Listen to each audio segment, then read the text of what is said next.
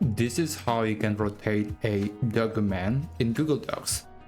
So I have this normal looking document and I want to reorient the document orientation from vertical to horizontal.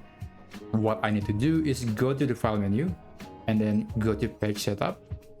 And on this section that says orientation, you can change from portrait to landscape and then click OK. So that setting will apply to all the pages of the document. You can see that now all the pages are a lot wider. But what if I just want to change the orientation for a specific page or specific piece of content on the document? Let's say I want to turn this second page to be landscape, but I want to keep everything else the same. To do that, you must select all the content from that page. So I'm going to select all of them and go to the file menu again, click page setup. And on this section, make sure to just apply to select the content. And for the orientation, click landscape and then click OK.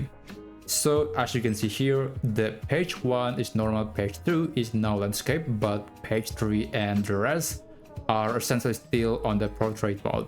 But do keep in mind that sometimes when you are changing the orientation, you probably going to mess up the document in some way. In this example, I have another page created below the second page, and fortunately this is quite easy to fix, just need to remove that.